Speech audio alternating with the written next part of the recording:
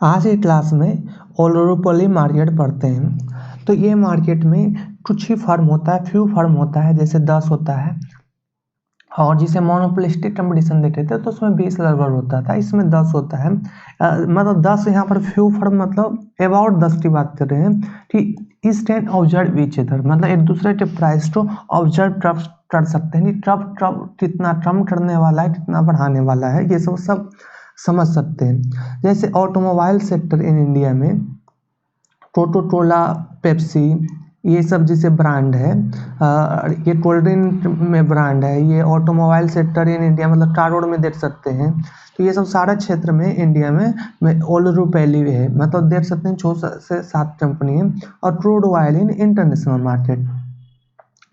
तो अब इसमें हम इसे समझने की कोशिश करें तो इसमें स्विगी टिंट डे डिमांड जब सबसे पहला मॉडल पढ़ रहे हैं, तो ये मॉडल में एसटीटी प्राइस मॉडल है, इसे दूसरा नाम भी है एसटीटी प्राइस मॉडल कहते हैं, क्योंकि इसमें प्राइस रिजिडिटी को एक्सप्लेन किया गया है कि प्राइस रिजिडिटी मतलब once price has been determined in market this does not change with time, मतलब एक बार मार्केट में प्राइस डिटरमाइन हो गया है तो वो उसके बाद this does not change with time, उसके बाद समय के साथ ये बदलता नहीं है। तो इसमें से सबसे पहले एज्यूम्पशन कुछ देख लेते हैं। तो इसमें एज्यूम्पशन पहले हम मॉडल समझा देते हैं, उसके बाद एज्यूम्पशन समझ लेने। तो देखिए, मतलब जैसे सबसे पहले यहाँ पर सबसे पहले ये जो स्विगी है वो प्राइस और output fixed by oligopolistic firm ये मान लेते हैं कि मतलब पहले से ही सबसे पहले एक सारा फर्म आएगा और एक प्राइस फिक्स हो जाता है। वो ये नहीं बताते हैं कि किस तरह प्राइस आउटपुट इक्विलिब्रियम में फिक्स्ड हुआ है, यही उनका एक ड्रॉबैक भी है। तो मान लेते हैं कि शुरुआत में एक प्राइस फिक्स हो जाता है, ये पी इक्विलिब्रियम समझ सकते हैं और ये क्यू इक्विलिब्रियम समझ सकते हैं। तो ये पहले से मान कर चल लेते हैं कि let's say price and output fixed by oligopolistic firm. उसके बाद ये बोलते हैं कि सारा फर्म एक दूसरे को देख सकता है। तो मान लीजिए कोई फर्म एक डिसाइड करता है कि प्राइस हम बढ़ाएं, तो जैसे ही दूसरा फर्म फर्म डिसाइड करता है कि प्राइस बढ़ा है तो दूसरा फर्म नहीं बढ़ाएगा प्राइस, तो इससे उनकी सारी जो कस्टमर है वो शिफ्ट हो जाएगी दूसरे फर्म में। तो हम देख सकते हैं जरा सा प्राइस चेंज होने पर पूरी इंडी कस्टमर चले गई है। तो देख सकते हैं कि यहाँ पर ये कुछ ज़्यादा इलास्टिक कर्व हमारा है, ये एक तरह से लगभग फ्लैट कर्व बनता है। लेकिन ये जैसे ही प्राइस कम करते हैं तो दूसरा फर्म ये देख लेते हैं कि प्राइस कम कर रहे हैं, वो भी तुरंत प्राइस कम कर देते हैं। तो इसके कारण इनको कोई भी मार्केट गेन नहीं होता है। अगर मार्केट गेन होता है तो उसका सिर्फ एक रीजन है कि नया कस्टमर, कम प्राइस रहता है तो नया कस्टमर की एंट्री होगी। तो जब नया कस्टमर की एंट्री होगी तो देखिए कि दूसरा भी अपना प्राइस कम कर दिए, लेकिन न्यू कस्टमर की एंट्री के कारण जरा सा कस्टमर बेस बढ़ जाता है। तो इस तरह इसका ग्राफ हम कुछ इस तरह बना सकते हैं।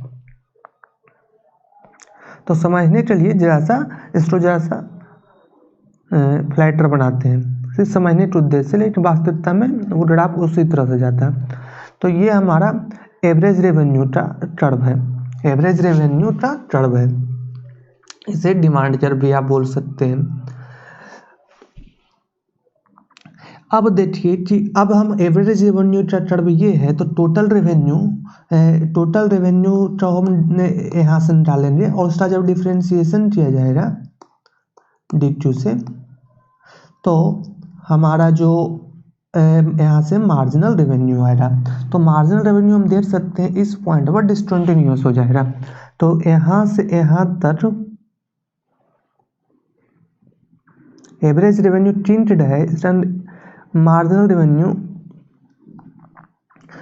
रेवेन्यू डिसकंटिन्यूअस हो जाता है इस पॉइंट पर, जहाँ पर हमने सबसे पहले प्राइस इक्विलिब्रियम फिक्स्ड किया था और क्यू इक्विलिब्रियम फिक्स्ड किया था। और इस तरह से हमारा मार्जिनल कॉस्ट कुछ इस तरह आता है। ये मार्जिनल कॉस्ट की ग्राफ है, ये ऑरेंज लाइन से दिखा देते हैं, ये मार्जिनल कॉस्ट की ग्राफ है।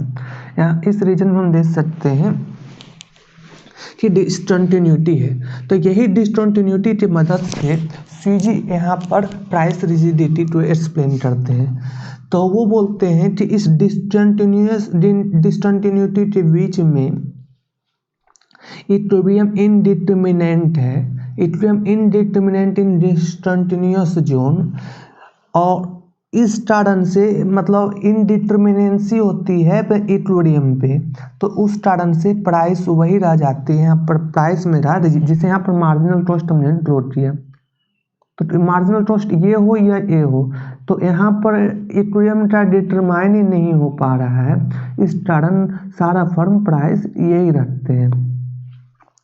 तो इसका भी कोई लॉजिक नहीं बन रहा है, एक तरह से हम समझ सकते हैं। ऊपर से ये भी, इसे भी एक ड्रॉबैक के रूप में लिया जा सकता है। जैसे यहाँ पर देख सकते हैं क्रिटिसिज्म में क्या है कि पहला, it is assumed initial equilibrium but never explained how this equilibrium achieved, मतलब ये इनिशियल इक्विलिब्रियम लेटर चल रहे थे, ये कैसे बना, ये सबसे पहले समझ में नहीं आता है। और दूसरा, it is assumed that equilibrium can move only in discontinuous portion of MR. जैसे दूसरा ये जूम कर रहे हैं कि ये हमेशा इनडिटरमिनेंट पोर्शन में ही मार्जिनल कॉस्ट पास हो रहा है, ये भी जरूरी नहीं है, यहाँ से भी पास हो सकता है या यहाँ से भी पास हो सकता है। तो दोनों केस में मतलब इक्विलिब्रियम डिटरमिनेंट हो जाएगा और उसमें वो प्राइस चेंज कर सकता है। लेकिन ये बोल रहे हैं कि हमेशा मार्जिनल कॉस्ट इसके बीच में ही पास हो रहा और इनडिटरमिनेंट रहेगा इक्विलिब्रियम, और इसकी मदद से प्राइस हमेशा रिजिड रहता है। और इसी अनुसार से इसमें देख सकते हैं जूमसन भी बना हुआ है। तो ये जूमसन हमने नहीं बताई क्योंकि इसकी जरूरत ही नहीं पड़ी, तो ये आराम से समझ सकते हैं, एग्जाम के पर्पस के लिए जूमसन है कि few firm in the market which can observe each other, मतलब ये तो हमने शुरुआत में बताया था। Identical cost of function for all the firm, मतलब सबका जो मार्जिनल कॉस्ट है या एवरेज कॉस्ट ग्राफ है वो सबका आइडेंटिकल रहेगा। Firm sell homogeneous commodity I they are identical in all respect, मतलब सब सेम प्रकार के कमोडिटी फर्म बेच रहा है। Firm compete with each other in quantity of output, यहाँ पर हमने मार्जिनल रेवेन्यू बराबर मार्जिनल कॉस्ट करने की कोशिश की थी, जबकि मार्जिनल रेवेन्यू डिफाइन ही नहीं था। इस कारण से हम बोल सकते हैं ये भी आउटपुट सेट इन है, मतलब firm compete with each other in quantity of output.